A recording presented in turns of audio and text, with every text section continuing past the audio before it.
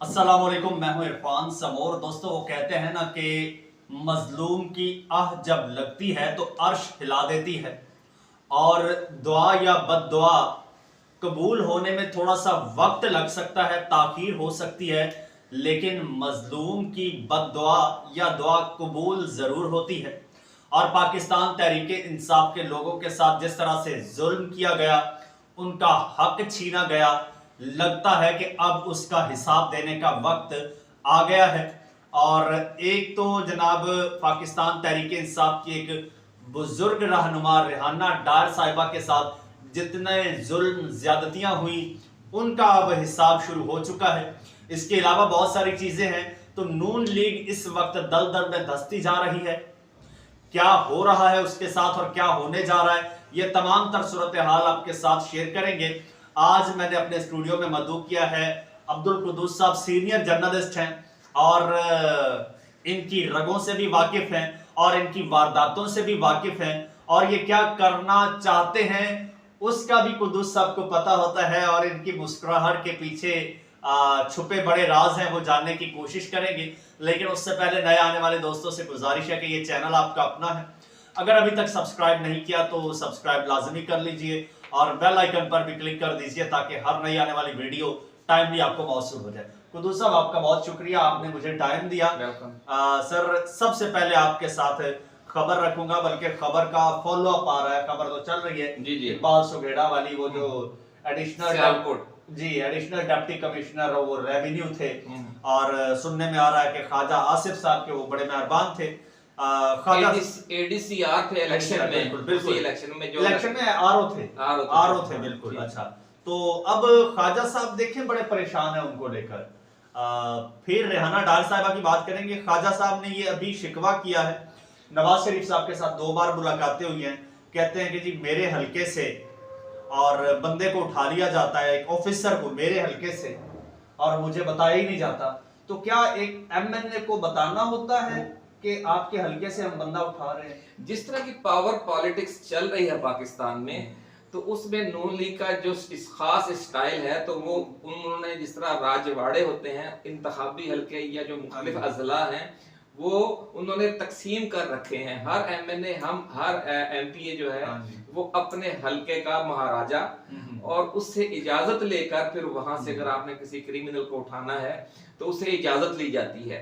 लेकिन अब ये जो सिलसिला है ये मुनक़ता हो गया है। ये किसी बड़ी तब्दीली का इशारा है, जो अप्रोच है सीसीडी, हालांकि खुद वज़ीर आला पंजाब मोहतरमा मरियम नवाज शरीफ के हुक्म पर बनाई गई है। सीसीडी पे हम आएंगे, लेकिन यहाँ पर आपने जो एक बात की, कथा कलामी की माजरत, कि इनका एक स्टाइल बन चुका है। क्या ये ख्वाजा आसिफ साहब बार बार नवाज शरीफ साहब के पास जो जा रहे हैं और शिकवे कर रहे हैं, मेरे बंदे को उठा लिया गया, नवाज शरीफ साहब ने अब यकीन दहानी करवाई है कि मैं खुद इस मामले को देखता हूं और देखूंगा, तो क्या ये सिर्फ ये अना का मसला है कि मेरे बंदे को उठाया गया, कि पीछे कहानी है इसके अंदर? मैं आपसे जानना चाह रहा हूं। असल कहानी ये है कि जो इस्टेब्लिशमेंट है उसकी तरफ से कुछ नाराजगियां हैं, और खास तौर पर ख्वाजा आसिफ के साथ हैं। और ये वक्तन फवक्तन आपको पता है कि बिल्कुल बदलिहाज होकर जो हमारी इस्टेब्लिशमेंट है, जो जर्नैल है, उनके बारे में बोलते रहते हैं।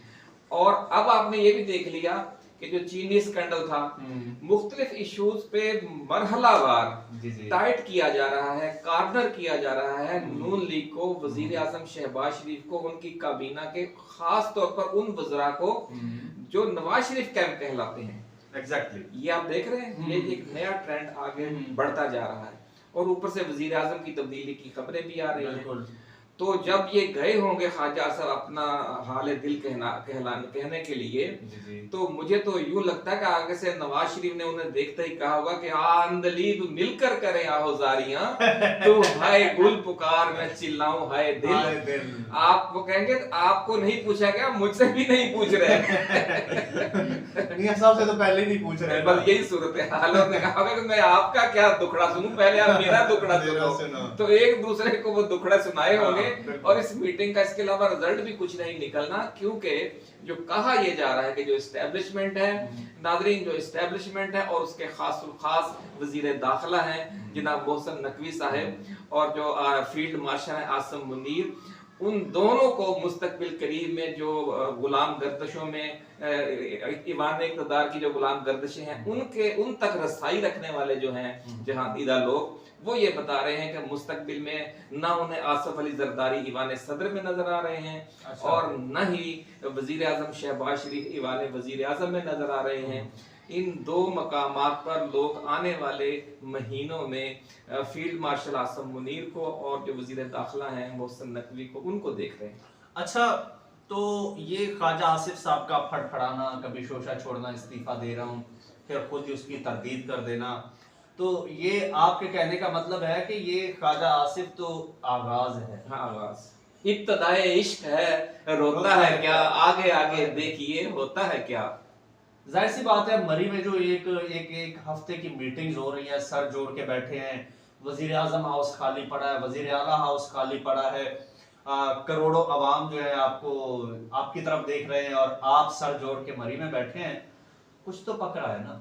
पक रहा है, और खास तौर पर ये खबरें आपने भी ब्रेक की थी अपने पिछली वीडियोस में कि वहां पर ये फिर लॉन में टहलते हुए, पहाड़ियों पर टहलते हुए फिर ये मुशावरत कर रहे हैं, इतने घबराए हुए हैं कि ईवान वजीर आज़म ईवान वजीर आला में बैठकर मुशावरत करना तो दरकिनार, मरी में अपने घर में, अपने रेस्ट हाउस में भी ये नहीं बैठ सकते, कमरों में खुली फजा में जाके बात कर रहे हैं, कैमरा ना लगाओ। हाँ, तो बस यही मामला है। हाँ जी। ये कहते हैं ना, ये कुदरत का ये समझ ले कि इंसाफ है कि आप भी लोगों की वीडियोस और कैम याद है, कहते थे हमारे पास बड़ी वीडियोस हैं, तो वो खबराते हैं कहीं फिर हमारी वीडियो ना तैयार हो जाए, हमारी ऑडियो ना तैयार हो जाए।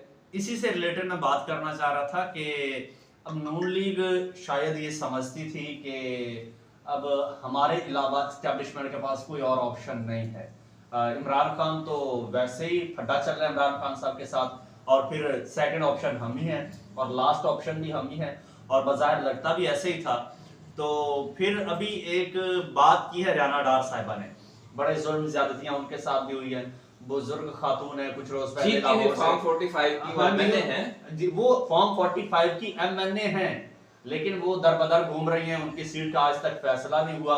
अभी 5 अगस्त को उनको जिस भोंटे अंदाज में गिरफ्तार किया गया, नून लीग वाले खुद बड़े शर्मिंदा हो रहे थे, टीवी चैनल्स पर आ रहे थे, तो उस इकदाम को डिफेंड नहीं कर पा रहे थे नून लीग वाले। तो उन्होंने एक बात की है और वो बात बड़ी मेरे दिल को लगी है, जब वो कहते हैं ना कि जनाब कोई ऑप्शन ही नहीं है हमारे अलावा एस्टेब्लिशमेंट के पास, तो अब तो बस हमारा ही राज होगा। तो उन्होंने कहा कि जी वो एडीसीआर की बात की है, तो उन्होंने कहा जी वो एडीसीआर सियालकोट अल्लाह की पकड़ में आ गया, जिसने मेरी सीट पर खयानत। ठीक है, वो आगे कहती है, मैं खबर सुना देता हूं। उन्होंने कहा सियालकोट में होने वाले आम इंतखाबात में एडीसीआर ने इंतखाबी नताइज में तब्दीली करके अवाम के मैंडेट को चोरी किया और अब वो अल्लाह की पकड़ में आ चुका है। और रिहाना डार साहिबा ने कहा है कि 60,000 से ज्यादा वोटों की बर्तरी से जीती थी, और पूरा सियालकोट ही नहीं, पूरा पाकिस्तान जानता है कि मुस्लिम लीग नून के रहनुमा ख्वाजा आसिफ को शिकस्त हुई थी। ताहम उनके मुताबिक एडीसीआर ने अवाम के फैसले में खयानत करते हुए जाली फॉर्म 47 तैयार करके ख्वाजा आसिफ को कामयाब कराया था। आगे फिर वो लंबा चौड़ा वो ट्वीट लिखती हैं।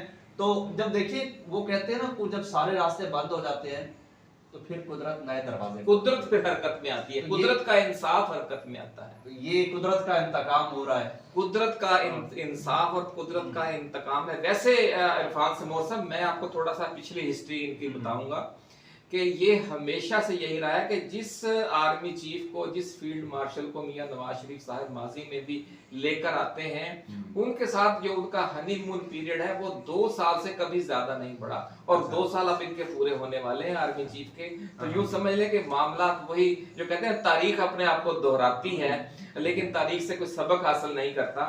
तो ये एक बार फिर तारीख जो है वो खुद को दोहराने जा रही है, और आपको फिर वही जो मामला आसिफ नवाज और नवाज शरीफ के दरमियान हुआ, जो बाजवा और नवाज शरीफ के दरमियान हुआ, जो परवेज मुशर्रफ और नवाज शरीफ के दरमियान हुआ, वैसा ही मामला अब आसिम मुनीर और नवाज शरीफ के दरमियान बज़ाहिर उसी तरफ मामला जा रहा है। अच्छा जी, सीनियर साफी हैं सलीम बुखारी साहब, उन्होंने कहा है कि जी इस्टेब्लिशमेंट जो है वो ख्वाजा आसिफ को वजारत खारजा से हटाना चाहती है, वजारत दिफा से।